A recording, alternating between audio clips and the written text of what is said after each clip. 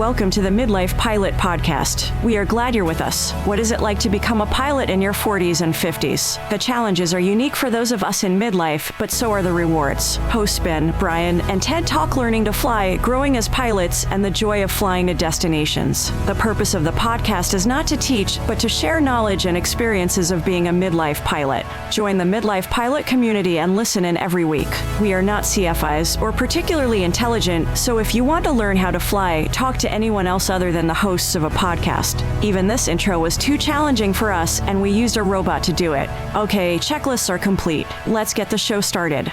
Hello and welcome to the Midlife Pilot Podcast, episode 163. We're going to hit part 2 of 3, the ultimate guide to becoming a midlife pilot. Tonight, we will do our best to help new pilots from the dream to Checkride. Joining me, as always, it's my friend Brian in the heart of Music Row in Nashville, Tennessee. Good evening, sir. Good evening. Glad to be here. Super excited, as always. And the chat is already lit up. This is great. It is awesome. Also joining me tonight on the left coast, it's our friend Timestamp Tedder in Portland, Oregon. Good evening, sir. Hey, glad to be here. Yeah. Glad to have you. Guys, what have you been up to? Brian, tell me. You've been doing some stuff. You've been committing some acts. Yeah. So let me tell you something. If I was being shot at from behind on an approach, I did an amazing job today. If I was being evasive and trying not to take any munitions on board, and I was being slick about my position and where I am. When you're doing this, are you saying serpentine, serpentine, serpentine? I just, when I was learning how to land, I had a hard time, and I especially had a hard time learning how to land in calm winds for whatever reason. If the winds were gusty, my CFI was constantly sort of confused because I would do so much better when it was almost to the level of he wouldn't want me to even try practicing landings because he would feel like that would be defeating or give me a bad feeling about my own performance or whatever. You want to keep the morale high kind of thing. And I stunk it up today. It was great. You need to take a different perspective. Our friend Elliot in the chat says S turns about the localizer. So you're really doing some ground reference maneuvers while you're on the localizer. I mean, I think that's pretty great. Yeah. You flew everywhere but the beam, right? With the one spot in the sky you couldn't find. Yeah. Yeah. So, but it's great. And, I'm enjoying training with our friend Tailwheel Ben, and he's, I have a good rapport, and this we'll get into later, but it's really critical for anybody that wants to become a midlife pilot to get a CFI that you feel like you can poorly do things and you can kind of laugh it off and you can take it seriously, but I don't know, just somebody that you stylistically flow with for that kind of thing. I think there are some CFIs that are maybe more stern and others that are a little bit more friendly in their nature or forgiving, and everybody needs a little bit of something different or at different times. So anyway, we'll get more into that later, but yeah, so I did pretty terrible today, but I'll say that I had a hard time learning how to land in private training, and you will too if you're looking to take this on. You're not special. That's my, like that documentary. I like killing flies. Where they're like, what do you say to your kids? This is the documentary. It's based on the cook that the soup Nazi was developed from, the cook in New York City. Now he's like, they say, what's something you tell your children, And he just looks at the camera and he says, I tell them that they're not S. That's what I tell them. So I was definitely not S today, but different mindset. I've been through that before where it felt like an impenetrable wall of terrible, and I will get through this too, and I'm doing it every day, so that's going to help. Nice. Well, I got something in the mail today that I think you guys will recognize. I'm not sure if our people will. Is yes. ASA so, coaster. I got audience. He's holding up an ASA coaster. Yeah, I was having trouble thinking of the word coaster, so that's why I wasn't saying anything. But yeah, gotcha. ASA sent a couple of coasters. There's a Far Aim coaster and some things like that. but more importantly, it came with a book. I guess that was the gimme in it, which was the new version of the Killing Zone. So it's our all three of us need to hold it up. third edition of the Killing Zone. Ben's got a bookmark in his. He's been reading through it. Mine just came today because I'm on the West Coast and it takes a lot longer to get here. Strangely, ASA used to be based in Seattle, but they moved. Oh, is that right? So yeah, they just moved to Dakotas or something, which is part of the delay of the book. So yeah. Anyway, Killing Zone Volume 3 is out at ASA. It's out for delay for like a month from now on Amazon. So buy it on ASA if you want it, and we'll have him on at the end of the month. Paul Craig. Yeah. It's going to be great. Very excited about that. I did some fun things this evening. I went up, a friend of the show, a French pilot in Georgia is what he's known as in Discord, Lucas, was having his plane in annual at Paulding, where the same mechanic that we use. And Lucas is still a student pilot, not just still, but he is a student pilot. And he wasn't able to find a CFI to get his plane ferried back down to his home airport down at Fulton County. And so Lord Alpha Juliet and I volunteered to ferry his plane down for him. But prior to that, I went out with my brother-in-law to discuss this year's annual, which it may, but maybe not, entail a new engine or a different engine or a rebuilt engine or some engine where the clock starts at 0. We'll just say it that way. Yeah. We don't know what it's running great. We're going to keep a closer eye on the oil analysis and some of the temps on the lower half of the engine. But the general message is if it ain't broke, don't fix it. Yeah. If it's running great, because we're about 1,800, almost 1,900 hours, and it's a 2,000 hour recommended TPO. But coming back from that to drop Stewart off, I flew the plane from the right seat. Oh, nice.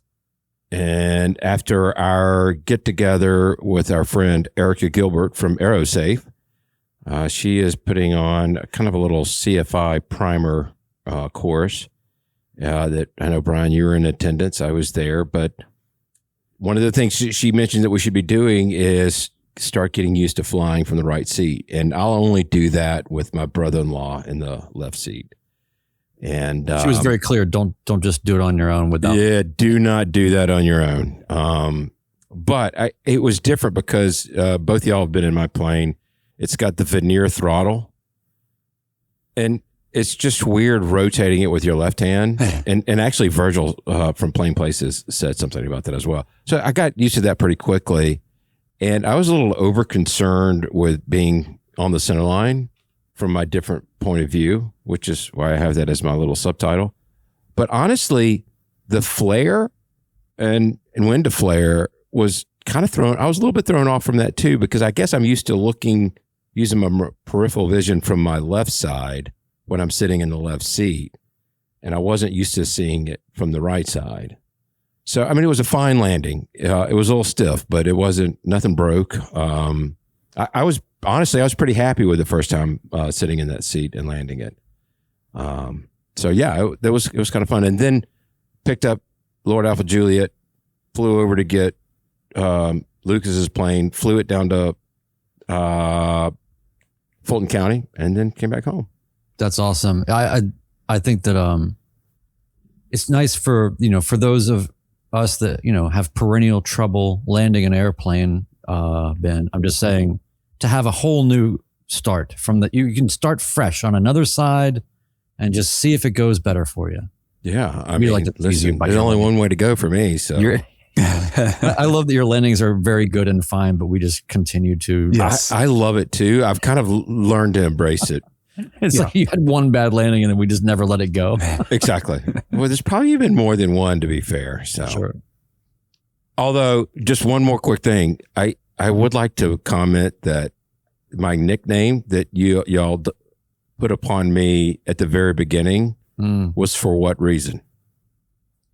Are you talking about this age? Yeah. Yeah, because you were the wise one. No. The experienced one. No, it was coming into land at Ocracoke. You don't remember that? Because the winds were gusting all over the place and everybody was, and Of course, my plane was a little bit heavier and handled the winds a little bit better. But anyway. Yeah, I have no recollection of you doing something. Obviously you don't. So that only makes perfect sense. Well played, sir. Hey, let's chat about our upcoming event. We've got some pretty big updates that we want to let everybody know about. The Thaden Invasion, Bentonville, Arkansas, at Victor Bravo Tango, March 13th through the 15th, 2026. Heck yeah. The responses have been absolutely incredible. It's been pretty overwhelming. I feel like we chose a really good place. We have been in contact with the folks at Thaden Field, the FBO there, and we have determined that we have we have the number of spots available to us. We just got this last week. We're being told about 30 aircraft, parking for 30, but it's going to be dynamic. It's going to change. Everybody that's RSVP'd may or may not come. So it was more to gauge, the RSVP was to gauge the interest level. And you guys have spoken. You're very interested. So for the time being, we've taken down the RSVP form on our website, and we can get a accurate count for those that have already responded. We've sent out an email to them saying, you got to commit. We need a harder number. We're going to, on January 18th, we'll reopen it if there are any spots available. There is no priority system. It's all first come, first serve on the day of the event. We are not guaranteed parking at VBT for anyone. But here's the good news. We want everybody to show up because we have a lot of really, really good options. Backup we have ready is Rogers Field. That's Romeo Oscar Golf. It's 6 minutes away from Bentonville. Yeah. And they have plenty of spaces. We also have Sugar Creek, which is a backcountry option. It's 3 miles away from Bentonville. It's got a beautiful grass runway. And if you're a camper, somebody likes to go camping, that's going to be an ideal spot for you. And we have a few saying this in the chat, and we want to make sure everybody knows this. Bring your own chocks. There are no tie downs either at Victor Bravo Tango Thaden Field or at Rogers Field. We've had somebody step up and help us with this because this is kind of a lot to take on. But one of our friends of the show, longtime supporter Lewis, is going to be our event liaison. He's going to be the single point of contact between attendees and the FBO. There's going to be a lot more information coming out on that. We'll have it on our website. So we'll keep you posted on that. But it's important to note, don't call the airport about parking because Lewis is coordinating that. 2 critical items we need to bring up. If you're coming, we need you to join Discord. There's a specific channel. It's the 2026 Thaden Invasion for all real-time updates and coordination. So if you want the latest info, listen, if I can use Discord on a cell phone, I'm telling you, anybody can. Ted will back that up because he's been my tech support for the last 2.5 years. Yeah. Critical point number 2, check the midlifepilotpodcast.com/Thaden Invasion regularly for the latest details. Those are 2 critical points we need you to take away. Yeah, and we'll probably send some more emails. That's worked well in the past for people that have RSVP'd. We can kind of send some updates that way. And, the thing about make sure to bring your own chocks, part of it is because we're going to be parking on a big concrete ramp, and which isn't specific for, having like T slots for tie downs and that type of thing. But it makes me wonder if in Arkansas, if that's normal, that they don't need tie downs. That seems to be a thing. It's like, I'm just used to places that have excessive amounts of wind and that's what's done. But yeah, the key there is bring chocks. Yeah. And we'll continue to keep everybody updated. We have the website. It'll be a constant place for people to get the latest. Obviously, our Discord is all set. Wendell Geek is asking, is there grass parking at VBT? Maybe. We'll see. Kind of not. Lewis is the lord of parking. So there you go. Talk to Lewis and he will let you know if there is grass parking at VBT. Thank you, Wendell Geek, for the fantastic question. Right. Now, also, plane pooling. Hey, folks, if you want, you can meet up with, you could fly formation with 4 of your friends, fly into Rogers, then combine yourself into one of those planes and hop on over to VBT and see what's up. So, there's ways to sort of help this work for everybody. Realistically, I think that this is just one of those things where it works out fine. It always does. And I think that they're being conservative about what they want to quote unquote guarantee us. Ultimately, there are no guarantees. If a fleet of citations want to come into VBT while we're there and take half of the spaces that we thought we were going to get, then that's what happens. So just keep in mind, we're just showing up at an airport for a weekend to have some fun and do a live show. And you guys just come on out. It's been exciting to see people getting the t-shirts already. Yeah. It's going to happen. We're going to be there. Even if we all have to skateboard there, we're all going to be there. So it's about the people and the fun. So, you can get there by car, you can get there by many other means. So yeah. And we expect there to be some natural attrition. There's gonna be people that fall off, and that's totally expected. And, weather is going to be what it is. So it might be that there's only 5 planes that make it anyway, because of whatever reason. So let's just take it for what it is and hang with us and we'll keep everybody posted. Yeah. And, some people RSVP'd and then realized that it's their husband's birthday in there. And so they chose that otherwise. Yeah. So, there's always those reasons, which are fine. Smart move. We'll have other meetups. Brian, you want to take us into the housekeeping?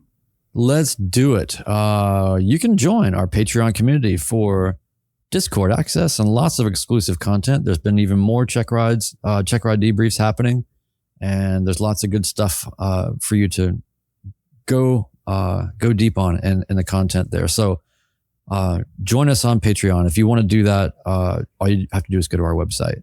10% of your Patreon support, by the way, that's how this show happens ad-free and has been remaining ad-free.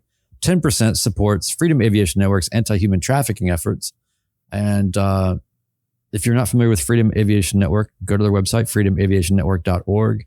And we do have some new information from them directly saying that they are looking for pilots in the Florida area, Jacksonville, Gainesville, Orlando, Tampa, Sarasota, Naples, Fort Myers, and Tennessee, Knoxville, Nashville, Memphis, Chattanooga.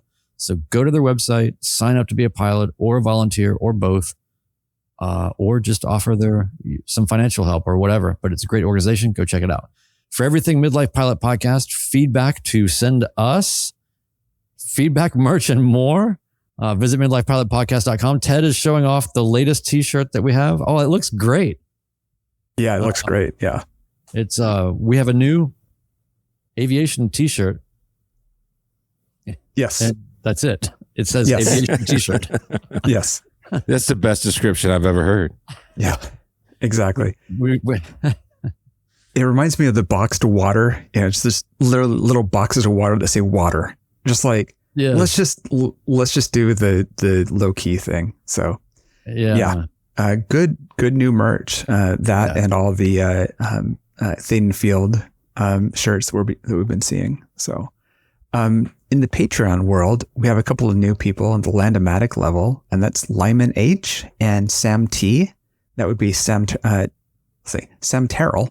I always confuse that with James Terrell. Sam Terrell, who is CFI Sam out here in Portland. So welcome all you. In Discord, in our accomplishments, Yankee Delta had their first solo, and there were lots of birds and talk about memories. So that sounds like a good time. Yeah. Jeff B is getting close to Checkride. Got a couple of solo cross countries done. Realized that he was short on some hours. Oh darn! You have to go fly some more. Oh man, flying solo as a student was always great. Yeah. Gita got her night cross country done and had a nice write up about that. Finding a new airport at night for the first one you've been to. First night flight and did it cross country. That's pretty cool, I thought. Yeah. Yeah. I've only found airports at night that I've been to before with a CFI next to me. So doing it alone to an airport you haven't never been to does sound like more work. And then shout out to Ryan K, who hit an hour milestone and shared a pic in his RV. So yeah, that's always great to see his RV. So Ben, you want to take us into the show? Let's talk about our wonderful ultimate guide to becoming a midlife pilot. So for those, again, if you'll go to midlifepilotpodcast.com, you can follow the links to download this PDF that's 23 pages. Tonight, we're going to talk about a section that we're hoping is going to help newer pilots or even people that are thinking about becoming a pilot, is from the dream to Checkride. So for those planning to start training, we're covering the practical realities.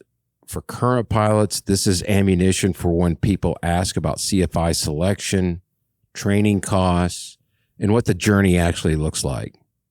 We'll talk about CFIs who understand adult learners, ground school strategies for busy schedules, and managing Checkride jitters. For current pilots, you've lived this, and now you can help others navigate it a little bit smarter. So I thought we would start off with the training ecosystem, as it were. Let's just launch into finding the right CFI. And if you don't mind, while it's not for private pilot, I've had some recent experiences with working with different CFIs, and I guess maybe I got my private in 2017/18, so it's been a while. And I wanted to draw on this experience, and I'm very curious to hear about yours guys as well. But I started off at a school here in Atlanta, and I liked both of the instructors. One of them was also the DPE and an instructor, and then he had another instructor under him. I have a question. Yeah. What's a CFI and what's a DPE? It's a good question. Nobody knows. Yeah. It's an impossible definition to explain. No, I'm teasing. Certified flight instructor. These are people that have gone through specific training, extensive training on teaching you, new pilot, how to fly. And a DPE is a designated private examiner. Designated pilot. I said private. I meant pilot. And I actually just read this. It used to be where the FAA did all your check rides years and years ago. And there's too many pilots coming through the pipeline, so they had to basically train non-FAA employees to put people through the same test that they were going through. So they are now called designated pilot examiners. So thanks for reminding me that. Back to what I was trying to get at. I mean, the first step is going to choose a school and a CFI. In the school, the chief pilot or the owner of the school, they may ask you a bunch of questions, try to get to know you to find the best person that's going to help fit with you. But I'll tell you this, some instructors they hit you in the nose with information, and some people like that. I personally like that. I want to be told unequivocally what I'm doing wrong. And then some people need to have that information kind of massaged into their brain and not necessarily smacked on the back of the head. And, everybody's going to receive that information differently depending on how it's delivered. So it's helpful for you to know how you wanted it to be treated and then find the right person. I ended up liking this other person, the instructor. I don't know. She was more conversational. The DPE was much older than I am, and she was much younger, and I just seemed to be able to connect with that. So, well, I think that stepping back a little bit, anybody that's considering learning to fly and has gone this far into the part 2 of our ultimate guide to becoming a midlife pilot, you are now connecting the dots between the early stage thinking and the actualities, and you do have to build we talked a lot about community on the first part. Now we're talking about building a team. You really are making your own team for your own success. And that is really important. You're going to find a million resources on the internet for how to find a CFI or flight schools in your area or various things. We're not really here to to drill down deeply into all of that. We just want to drive home from a midlife perspective that in the same way that you've owned your business, in the same way that you've vetted subcontractors, in the same way that you have worked your life, these people work for you and you are not at their mercy. And it may feel like that because you don't have enough experience to stand on. But from the get-go, the one piece of advice I would say when it comes to finding a CFI or finding a flight school, whether it's independent CFI or part of a school or this or that, no matter what this scenario is, you are the boss. And so we've mentioned here many times, you own your training and you own your process. So that includes hiring, and you are hiring a CFI. So I think that's important. The other thing I want to hit on real quick is ground school. There's a lot of different ways to go about this. Some people learn better by just taking a individual online ground school. That's a great approach. There's also online video, small cohort ground schools. There are ground schools that you can physically go to.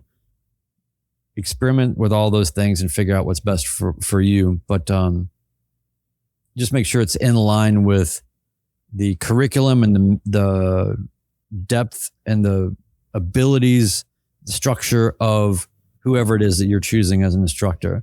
I don't think that you should go too far down the ground instruction lane and not have a pretty good idea of where that's going, because you don't want there to be a bunch of redone thinking or work. So yeah. And then Ted, you wanted to speak to something that our friend Wendell Geek. Yeah. Well, first, I do agree on the ground school. Don't get too far ahead of it. Sometimes you're best to ask your new CFI what they recommend, because you're going to be talking with them about what you've learned. And if they know the program you went through, it works out really well. I want to hit what Wendell Geek said, though. He said, the single thing I wish I could go back and do over, take better ownership of my flight training.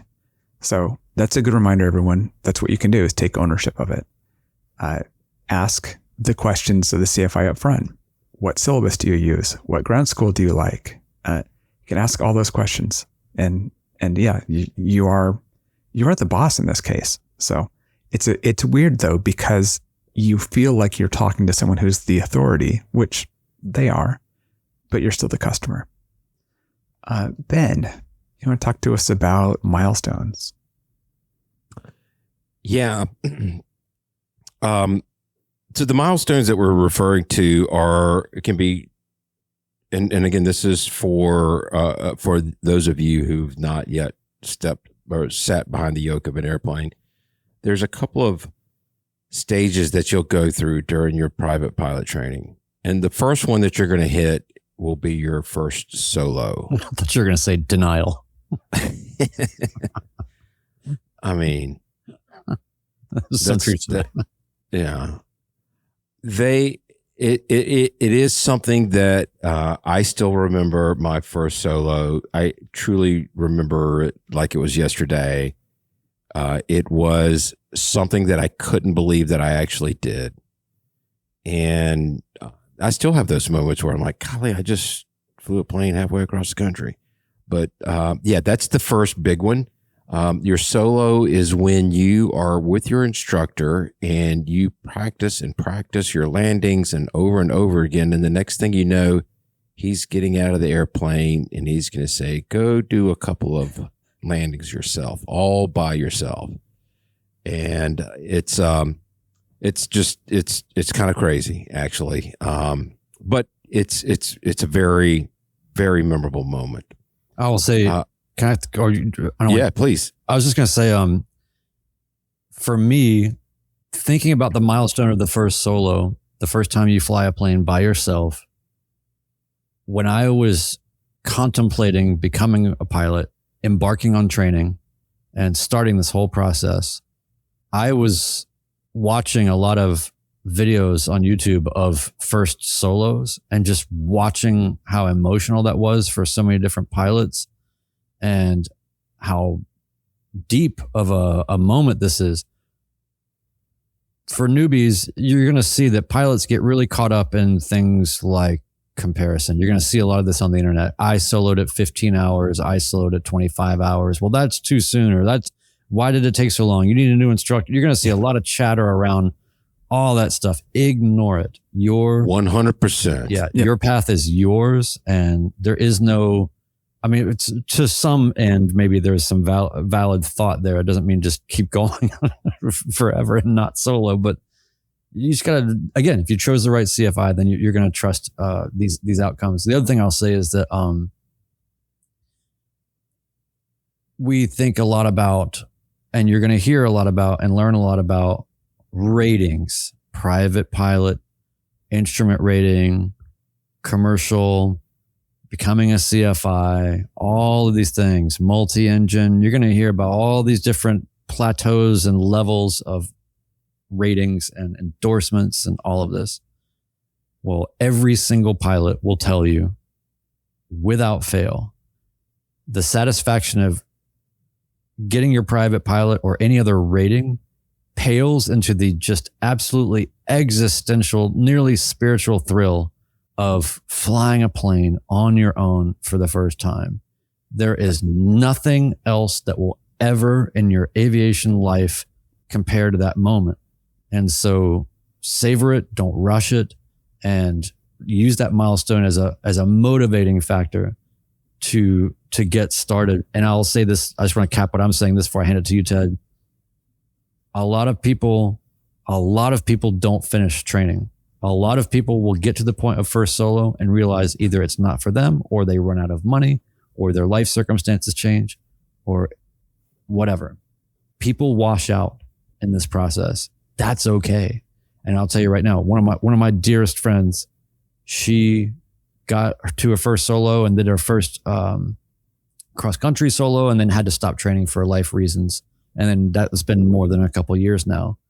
When I'm with her and I'm talking to somebody else, I introduce her as she's a pilot too. Yep. She's a pilot. I'm a pilot. She's a pilot. If you fly an airplane by yourself and you take off and you land and nobody helped you, you're a pilot. So keep that in mind. Yeah. I think you can go up to anybody who's flown, anybody who's a pilot, and ask them about their solo, and they'll tell you the details of it. And I was going to say that. And then our friend Peter Tarantelli said, I remember mine like it was October 3rd, 1976. That's the kind of memory you have. Yeah. Can you remember your anniversary? All your kids' birthdays? Maybe, maybe not. You definitely remember this though. Mm-hmm. I love that you can go to any pilot and ask them that question, what that was like. And just those memories just really stick with you. We have someone in the chat, and they made a comment on our Discord server, and I wanted to call this out because it directs Geeta in the chat posted on Discord, and she made a comment there that really struck me that I wanted to read to everybody. She said, this midlife pilot thing has challenges in abundance, but the rewards are deep and sweet and well worth the effort. I felt like that was very well said. Yeah. So one other quick milestone that I feel like, I mean, the check rides are milestones. But for me, the cross-country solo, which is where now that you've learned how to fly the plane by yourself, staying at your local airport and doing landings, your instructor is going to teach you how to do some cross-country planning. And when we say cross-country, we don't mean going from North Carolina to California. We are saying... Unless you're Ted. Because he gets 45 miles to the gallon in his airplane and he can afford it. In aviation terms, cross country means 50 nautical miles from point to point. So in most airplanes, it doesn't take a whole lot of time to go that far, but they're going to teach you everything you need to know. You're going to probably have gone through some emergency procedures at that point in time. But then they're going to say, write something in your logbook that says, this student pilot is now allowed to fly on a 50 nautical mile cross-country trip. And when you do that, you land, you turn around, you come back, and you land from that, and the plane's not dented, and you did all of this on your own. That's to me right up there with your first solo. Oh yeah. The first solo is so amazing because you flew and landed the plane and didn't know if you could do that or not. The solo cross countries, what's so great about those is that's when you start understanding what flying is actually going to be like. You're getting outside of the training environment. You have time to breathe. And to me, that's what made that experience so amazing was, okay, we're not just headed to a training area to do maneuvers. I'm just going in a straight line. I'm headed somewhere. I have time to prepare to figure out where I'm landing. Yeah. And, it's such a great, like, calming experience. So, well, to me, it was like, it was calming, but I would also sort of psychologically tase myself about every 1.3 minutes of what am I forgetting? Yes. Tase yourself. That's a great way to put it. I always equated it to, I grew up in a small town, and we always wanted to drive. When we turned 16, we didn't want to be in our town anymore. We wanted to go somewhere else. So the first time your parents let you go to the next town over or something, that maybe some more people can empathize with that. Yeah. But that was a kind of a big deal. But so yeah, you get these sweet things, and then of course your check ride is when it's official. And as most people will tell you, the first thing they will say to you that other pilots will say to you is, "Welcome, you have a ticket to learn." So your check ride is where you've gone through all the training, prerequisite training. Your CFI, your certificated flight instructor, will say, okay, you are ready for the test. And they are going to know, trust me, when I say, you may not feel like you're ready, but they're not going to sign you off until you are ready. And then you schedule your exam with a DPE, designated pilot examiner. And you're going to have an oral test where you're going to have basically a conversation, and he's going to ask you all the things you're supposed to know. And then assuming you do well on that, you're going to walk out the door and you're going to go fly an airplane with this guy. And he's going to evaluate you on your maneuvers that you've been training for. And he's going to say, congratulations, you're a new pilot. So yeah, he or she. Yeah. Yes. And it's one of those things where if you're imagining the entire path of becoming a pilot, and, we've talked about finding an instructor, we've talked about first solo, we've talked about all these things, ending up here at this point called the check ride, it feels very daunting, this examination. You will find ample evidence and witness and testimony to the fact that everyone says that they wound themselves too much on their check ride, and they learned a lot, and they actually quite enjoyed it. That's generally the private pilot check ride experience. They don't want to fail you. They want you to win. So don't feel like, as much as it is a gauntlet that you've got to, take care of all these pieces. When you're done, it's a very satisfying thing. And I'll say for me, you're talking about special days. My first solo was on Father's Day. And so my late father would have been so thrilled to see me solo on Father's Day.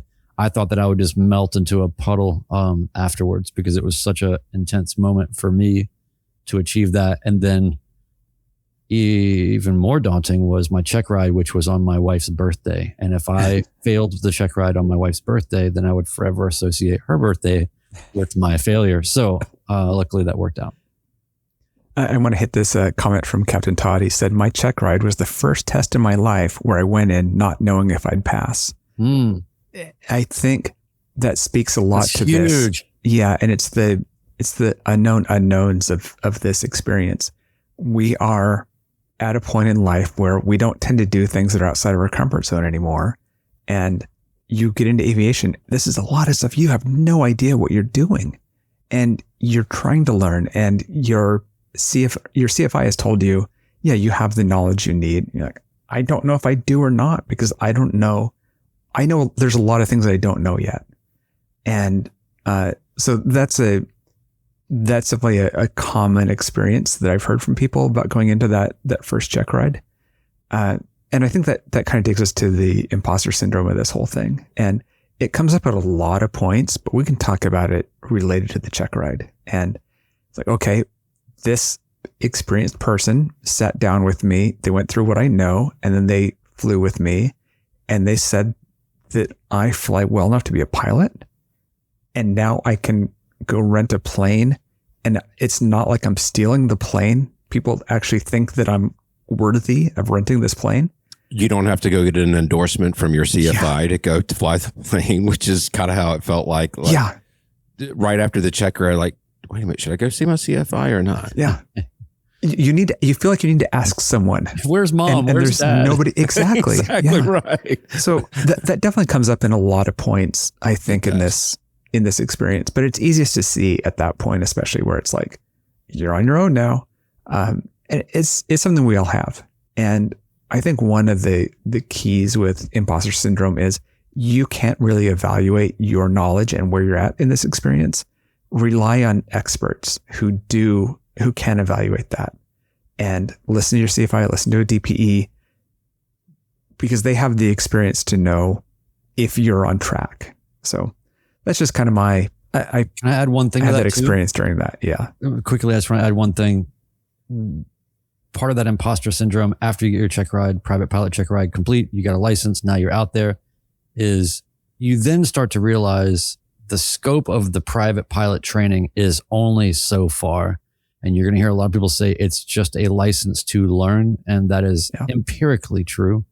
And you should keep some of that feeling of uncertainty and try to satiate that with continuing knowledge, learning, studying.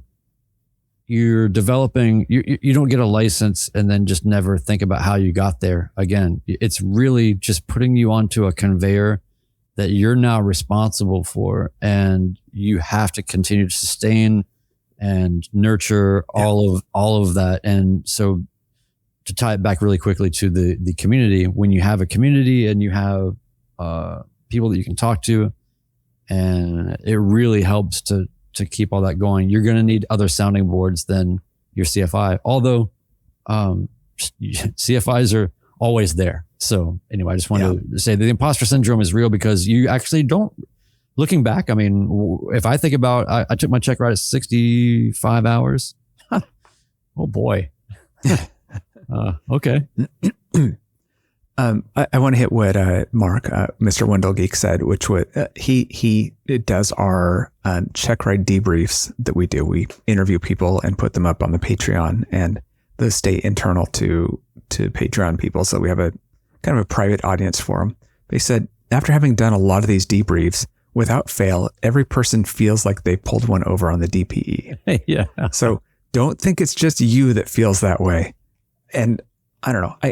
I guess I should have gone up to the DPE after they said, congrats, you passed. I don't think you know what you're talking about here. Yeah. Like, you know. I want to hit there's always Elliot's that comment real quick. He said, and Elliot is on Wednesday night, will be doing a debrief on his ATP, which is Airline Transport Pilot Certificate. And for those of you who've not jumped into aviation yet, that's the highest level you can go. That allows you to fly big boy jets, carries a bunch of peoples. But he said in the comment in the chat tonight, my ATP examiner told me, if I don't stop you, it means I didn't see it. So keep going. So, Yeah. I thought that was kind of funny. So we've hit the milestones. We're all excited. We realize that we're not an imposter, that we can actually do this. But for the final, well, not necessarily the final piece, but you know, the last part of the segment that we wanted to cover tonight was more the financial investment versus a lifestyle purchase. You know, a lot of us are coming in this aviation thing in midlife because we have more resources than we did than when we were in our 20s.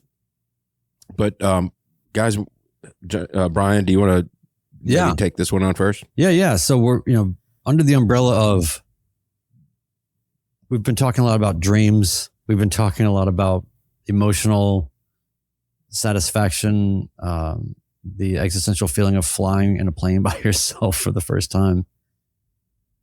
If you haven't already been completely battered and bruised by the practical realities in terms of the financial burden and everything else in your training, boy, are you really going to hit that on the other side when you get your license. And just like when you get your driver's license, you've been borrowing mom's car and paying for gas, and that's you doing your part. But then when you get out there and it's gas, insurance, rental, whatever you're doing, it is all the things. It becomes all on you. So there's a giant wormhole of the financial picture of all this. But I think what we are here to sort of speak to relative to people that are looking into this and trying to see what is life like from a pragmatic standpoint, financial standpoint after flying. You're going to find a lot of different points of view on this, but a lot of us have bought planes, or you can buy part of a plane and the people that you share that plane with will let you use the entirety of the plane when you're flying it, which is nice. There's a lot of different ways to go about it, partnerships. Sometimes rentals are just fine for people, flying clubs. And we've got a lot of episodes. We've talked about this. You're going to find ad nauseum content on the internet about this. And AOPA is a great resource for all of this. But I think that from a mindset and just expectation point of view, you're going to need to have, it's not something where you just put a bunch of money into training and then you get the license and then that wanes. You have to continue the investment in order to, it's taken so much to, this is the way I think about it. It's taken so much money and time and energy to cultivate yourself into this pilot that is good enough to pass a check ride and become a private pilot. Now you've got to maintain that, and it's your responsibility to do that. This is not something where it's not safe to just get your private pilot certificate and then fly 1 hour every 3 months or something or whatever. Yeah. You need to be on it, and you need to have a plan for how you're going to get your time in to keep your skills up and develop your skills. So it's not just about expanding and getting more ratings. At the very least, it's about how do you pragmatically, financially plan for that. So there is the quote unquote investment side of this in terms of planes do hold equity pretty well in some situations. You can look at all that. But again, we're not the people for that. Just saying that's something you're going to start thinking about, and you should be aimed in some direction. Although by the time you get your certificate, your private pilot license done, you may have had one idea of what you kind of flying you want to do when you started, and you may be totally in a different place by the time it ends. There's also the people that buy a plane just for the purpose of their private pilot training, which is a massive benefit if you can afford it, to cost saving. Spend a lot to save, more, I guess. So, and I'll say this too. It's kind of that concept where how you fill the jar up with the big rocks and then the smaller rocks and then the sand. For me, it was amazing to how I was able to make myself afford. I changed my budget around. When you are super passionate about it, and if you start taking lessons and you really, really love it, it's amazing how you can find ways to make the financial investment work. That's right. I tracked just so specifically all of my expenses in a spreadsheet. And then it's so funny to go back and look at it because it got to about 3/4 of the way through my training and then it just stopped. Yeah. That's why I don't track it. I don't want to know. Nope. Again, not at don't all. ask questions you don't want to know the answer to. Well, yeah. Sometimes I say that I thought that flying was going to be like scuba diving, where you learn and then you do it once a year and you're happy. And it's not that at all. And there is a need for consistency, and you'll probably be very well addicted to it by then anyway. But getting up, flying enough to keep your skills up is definitely important. So yeah. And when you make it a priority, all of a sudden, I don't know, you find money and you find time to make it work. At least that's the hope. So, to close it out, want everybody to remember, trust your training, Your CFI wouldn't sign you off if you weren't ready. Remember those two phrases. Also, for future pilots, research your CFIs in your schools.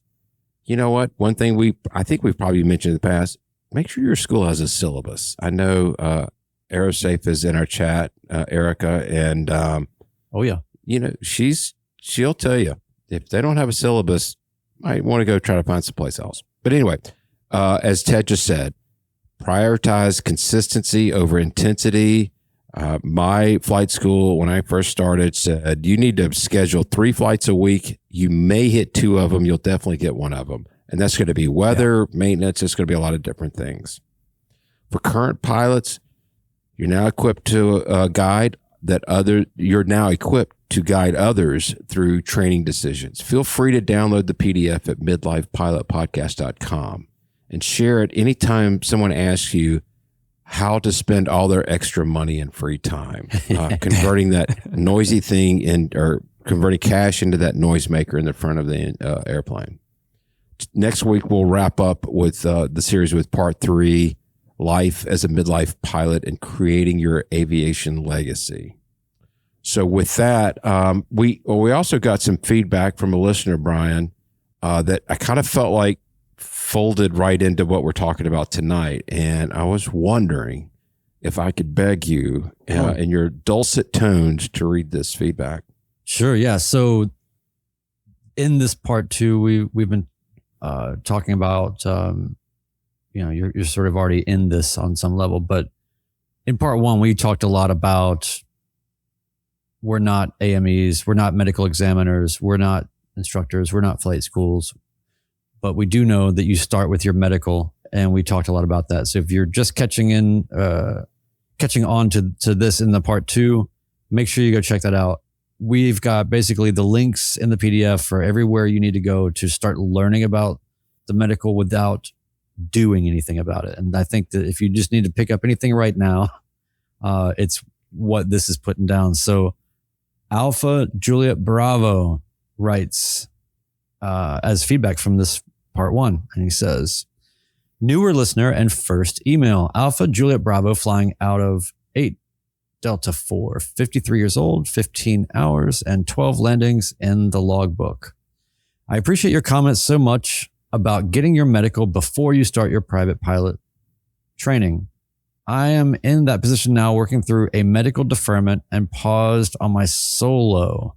I chose to go the long route because my mission was to fly high performance, complex, 4+ passenger airplanes. I had a great AME, which is an aviation medical examiner, that did a consult with me, $400, to give me my options, knowing I was going to be a challenge. I'm 53, and I wonder if I'm not able to get through the deferment, if I will regret not choosing the sport pilot or mosaic route and still being able to fly with my wife on trips and in retirement, which was also part of my mission. Take it from someone in that position. I encourage every midlife pilot to investigate their medical at least very early in the process and give yourself time to consider the options as they compare against your mission. So there's a lot more that he got into about, the particulars of what he's facing. But I think that before I read the rest, I just want to make sure everybody's clear. The deferment he's mentioning is a state that the FAA can put your medical in, and they require extra things that can sometimes cost a lot of money in terms of extra tests, depending on your medical history. Again, go to AOPA and learn all about how this works. And I think one more quick point. I'm sorry to interrupt, but what I think the newbie person that hasn't stepped into a cockpit before, you cannot solo without a medical. And therefore, without a medical, you can't do your solo cross country. You can't proceed down the rabbit hole. And so that medical is unless private pilot. If you're going for private pilot. Like this is only for if you're going sport pilot, it's a different story. Ted, will you make sense of this? Because if you're going sport pilot and you haven't started the medical process, thank you. If you're at this point where you've been deferred, which the Catholics call purgatory, if you're at that point, it's too late to take the sport pilot route. So well said. That's why he talks about he might regret that he didn't choose that path, meaning it's already too late to choose that path. Got it. So let me finish. That's just Yep. That's perfect. Thank you so much for that. As you can see, folks, this stuff gets tricky and it's real. If you step into it somewhere, you're stepping on something. So utilize the experts. But I'll finish up the last paragraph from Alpha Juliet Bravo. Now the positives. I loved the learning and enjoyed the ground school. I'm 15 hours in on a Cessna 172 and happy to pay for the plane and CFI just for the experience so far.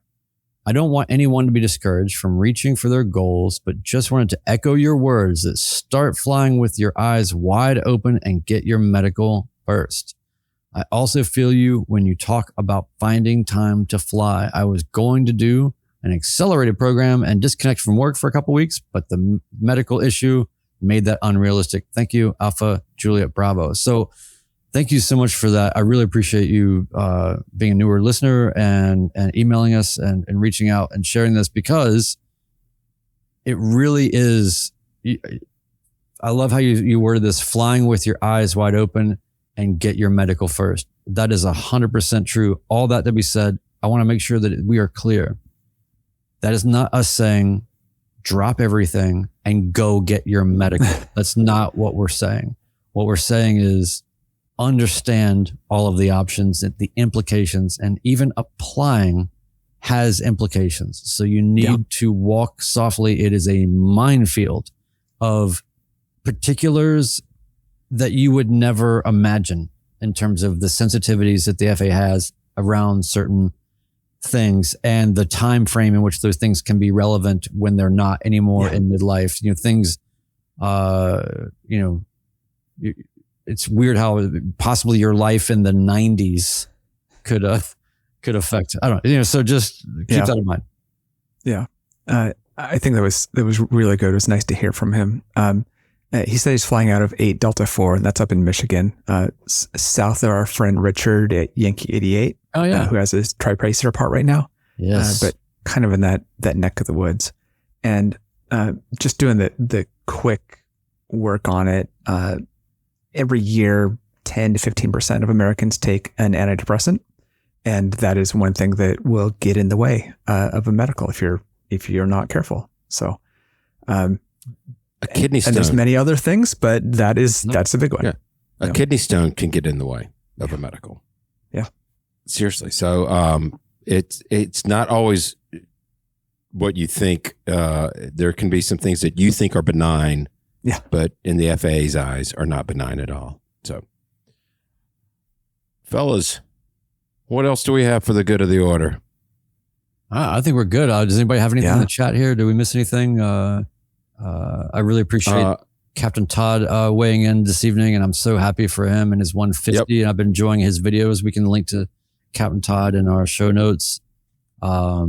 We've just been overwhelmed with, like I said, the response from the event, and I'm super excited to see everybody in person and do a live show there. I am overwhelmed all the time by how great the community is. So thanks for being a part of that, everybody. Awesome. Don't forget, please, if you've made it this far in the podcast, I mean, we're a little over an hour into it. If you've made it this far, why don't you just go ahead and spend another 5 minutes and leave us a 5-star review on Apple Podcasts. And at the very least, hit the subscribe on your podcast app. I was going to keep it kind of simple. You had mentioned when you're going through your ratings, Brian, or when you do your first solo, how comparison is the thief of joy. It spurred to my mind. Don't worry about what people think. They don't do it very often.